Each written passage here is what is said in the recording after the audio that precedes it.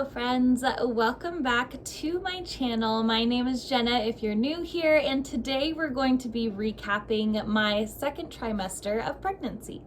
Now in this video, I'm going to break it up into 3 different sections. The first section, I'm going to talk about the 8 most common symptoms that I had, and then I'm going to break down my second trimester weight gain and just have a little chat about body image and all of that. And then I'm going to talk about the 8 new habits that I have adopted as part of the second trimester that have just become part of either my daily routine or my monthly routine, because there are a few things that I have incorporated that I really enjoy, and I think if you're in a similar place that you might enjoy it as well. So those are the 3 things we're going to break down in today's video. So let's get into the first. Now, this is going to get very TMI, and if you've seen my first trimester recap video, you kind of know the symptoms that I was experiencing during my first trimester. If you do not want to hear details, you're not going to want to watch this. I will post down in the notes below specifically when each symptom starts. And so if there is a specific symptom that you don't want to hear about, you can actually skip over that one in particular. But let's go through all of them now and talk about what I experienced during my second trimester of pregnancy. So number 1, I experienced a lot of headaches starting in my second trimester. My headaches started around 13 weeks, so right when you kind of switch over from your first to your second trimester. These headaches have been off and on, typically around my eyes. They'll persist for about 2 days, and then eventually they'll go away.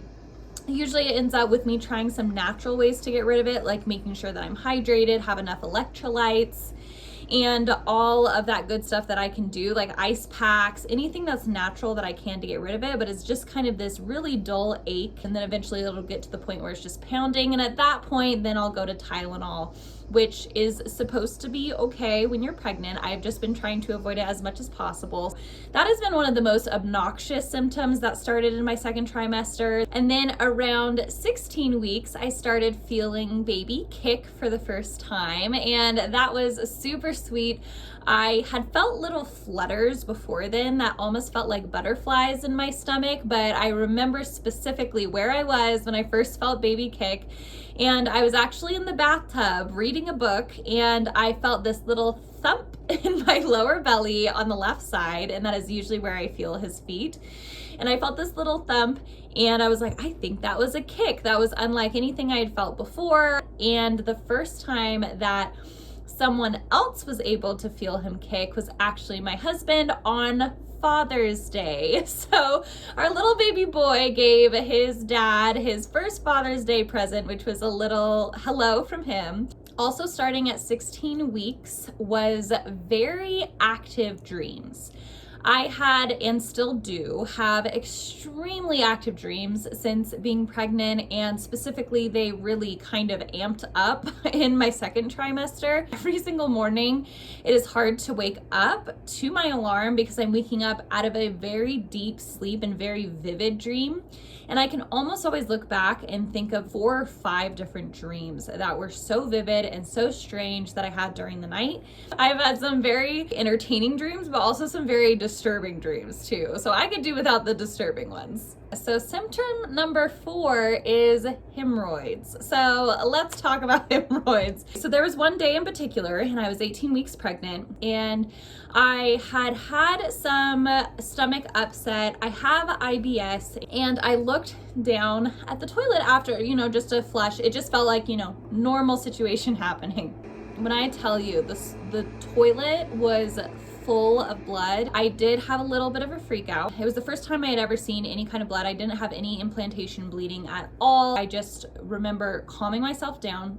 We need to first find out where the blood is coming from. It is not coming from where baby is, and was very grateful. But then also a thought was, why am I bleeding from other places? My first reaction was just to think, okay, I'm pregnant. There's some kind of bleed going on. It isn't related to baby. What is the most common reason? I looked it up. The most common explanation is hemorrhoids. Or also it could be fissures as well. So those two are, you know, high up there. I've never had hemorrhoids before. I don't know anything about them. So I texted my midwife and just asked her advice, described my symptoms. She also said that it sounded like that it was hemorrhoids from what I was experiencing. And she gave me a few suggestions. She said to keep her updated, to make sure that the bleeding is stopping. And so that's what I did. Thankfully, I found this super helpful, very in-depth video about them, and I will link her video down below as well. I started using some things to treat it naturally, and I started adjusting some habits to try to help that as well.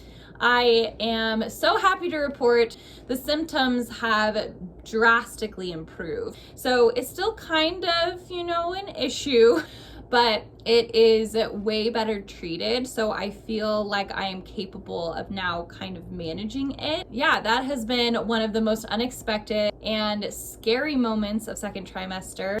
That was my experience with hemorrhoids. Still kind of have them, but they're very well managed now, and the things that I got have really, really helped. So I would love to hear if you have had similar kind of experiences or troubles with them, what you did to help.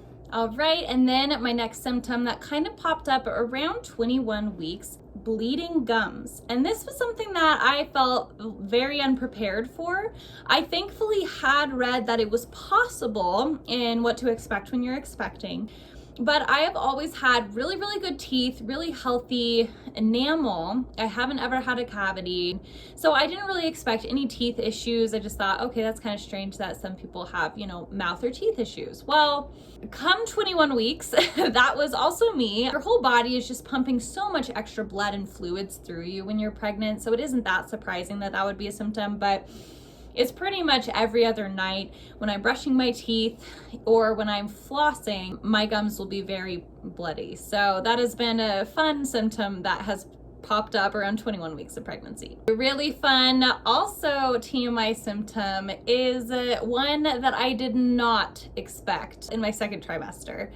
Leaking nipples, and it started around 20 weeks. So I was not at all prepared for this during my second trimester. I hadn't heard of anyone who had a similar experience this early in pregnancy. One, I was talking to my sister because she didn't have any leaking. My mom didn't have any leaking before baby came. And so for me to have it start kind of so early and in my second trimester, I was like, is this gonna be a major issue? Am I just never gonna go braless again? What is happening? And the good thing about having leaking when you're, you know, pregnant before baby comes is you know that your milk production after baby gets here is probably gonna be okay. And so that's been kind of my only encouragement to myself during it. Now, symptom number 7, starting around 24 weeks, really caught me off guard, as I'm sure it catches a lot of women off guard, but it has been intrusive thoughts. For me, it has just been things, I guess, that goes around protecting my baby. And it's just very strange kind of where my mind will wander, and it'll wander kind of further past the boundaries that it normally does, I guess is how I would describe it. So for example, as I'm driving on the road or commuting to work and, you know, a car cuts me off or something happens, like I'm next to a semi, and then I fully picture the like car accident that could happen, and it's like my mind goes to the most gruesome place that it could. It hasn't gotten too crazy or too out of control, but it just does sprout up every once in a while. I think of the verse that we're encouraged to take every thought captive. And so when a thought like that pops up, I try to name it out loud, name the fear, and speak truth over it, such as, you know, I am safe, baby is safe, these feelings of protection are normal, so I'm surrendering the anxiety. I know that I will be safe while I'm commuting. I know that baby will be safe. All I can do really is to, you know, call out the thought when it happens as opposed to ignoring it. So that's been kind of how I've been dealing with it. Symptom number 8 that started around 24 weeks as well has been round ligament pain, specifically right around my right side where he likes to hang out the most, is where I have been having round ligament pain, specifically at night when I'm sleeping. I'll get woken up by an uncomfortable position that seems to be tugging at it. So I feel like I just need to figure out how to position myself better, or have like pillows underneath my belly, or just something that's more supportive. But that has sprouted up around 24, 25 weeks of pregnancy is when I've noticed it, but mostly really just on my right side. So those are 8 of my most common, most frequently experienced symptoms that I have had since my second trimester of pregnancy has started. So let's briefly talk about weight gain during my second trimester. Now, I think this is a super important thing to talk about because I feel like it is a very top of mind when you are growing a baby and your body is changing so rapidly, especially for the first time when you've never experienced pregnancy or anything like this before. It is so hard to compare. You can't really compare this to any other thing or season of life to where your body is going through this rapid of a change. So in my first trimester, like I said, I did not experience any morning sickness, but I did experience nausea. And you're told in your first trimester that you're not supposed to really gain weight, lose weight. It's totally fine, whatever you do. Now, because I was snacking and kind of feeling nauseous, but not throwing up and needing to keep something in my belly, I actually did gain weight my first trimester, and I gained 5.8 pounds within the 3 months of my first trimester. So nothing too crazy. Then comes second trimester. That is where every time I stepped on the scale was a bit of a terrifying experience, because I knew that every time I weighed myself that I would be the heaviest I've ever weighed. And that is such a strange thing.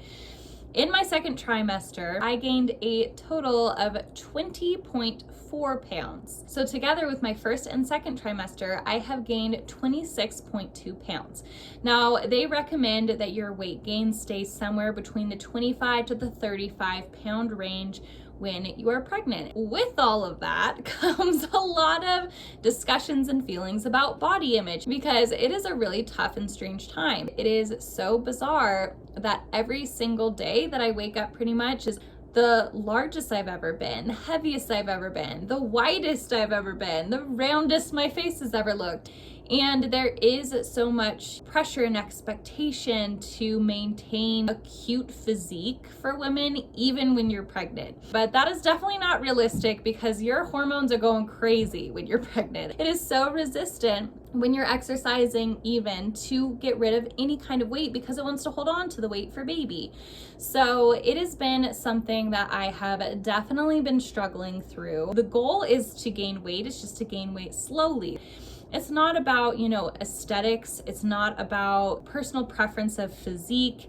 It's just about how your body is handling what your body is going through, and doing your best to be temperate and make healthy choices as you can, as your body is craving crazy things and as your body is exhausted and so tired. It is definitely a challenge to try to navigate making healthy choices while still responding to your body's needs. At the end of the day, I do remind myself how amazing it is that my body is just able to sustain this life, and the fact that I am able to grow another human is amazing, and that is a miracle and a blessing. And even though I am about to go through 3 more months of continued growth, all I can do is make the healthiest choices I can within the day, within the 24-hour period that I'm living right now. All right, so now let's talk about the 8 new habits that I have established since being pregnant in my second trimester. The first habit actually came after I had my prenatal blood panel done, and it showed that I wasn't deficient in vitamin D, but I was low in vitamin D. And I was actually supplementing with vitamin D. So that was a little bit strange. And it was kind of right after winter when I had that prenatal blood panel done. But I decided to get a liquid form of vitamin D, and I will link it down below, but I got it from Mary Ruth Organics, and it's kind of a spray bottle that is unflavored, unscented, and I actually use that and I spritz it in my morning tea. The second habit is sleeping with a pregnancy pillow, and so I am a huge back sleeper. That is my go-to position, but when you're pregnant, that is not the best position to be in because it cuts off blood flow to baby. And The pregnancy pillow that I got is not my favorite. I got kind of the uneven side, hoping that it would provide me a little bit more flexibility to move around like I needed to, but I am not a fan of that shorter side. I'm 5'8", and so the pillow is just way too short for my body.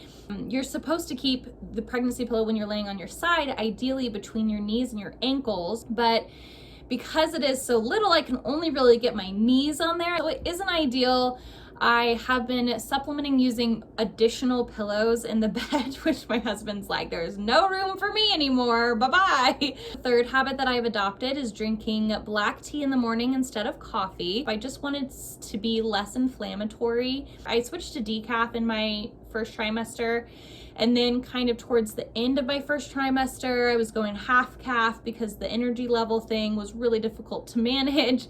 And I ended up switching over to black tea because that way I could get some caffeine, but it would be a lot less stimulating than coffee was. And I have kept that habit going strong.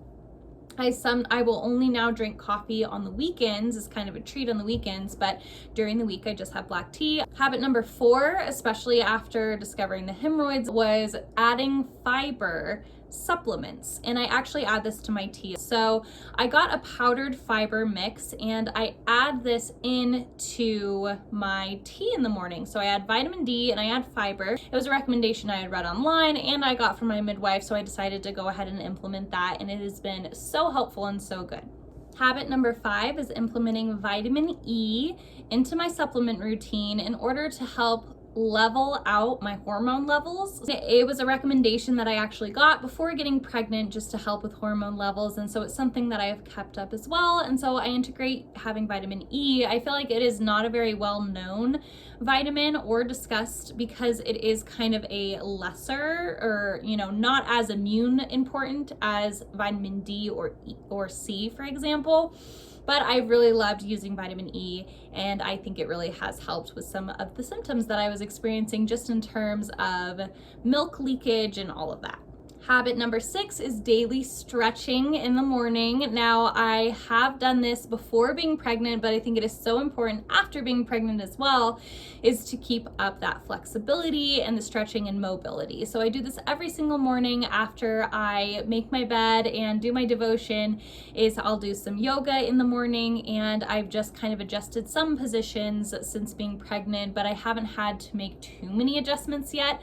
I will definitely have to look into that more, third trimester. Now, habit number 7 has been getting a monthly prenatal massage, and one of my clients actually for work, they offer prenatal massages, and so I started seeing her on a monthly basis, and I have loved it. It has helped so much too, just especially as my belly has been getting bigger, to kind of take pressure off of that, just in terms with how they massage your back in a prenatal massage. It just feels like my belly is loosening and getting less tight and less tense. It is so nice. I would so recommend it if it's something within your means that you're able to afford. Now, massages are really pricey, so that is kind of the hard part of it.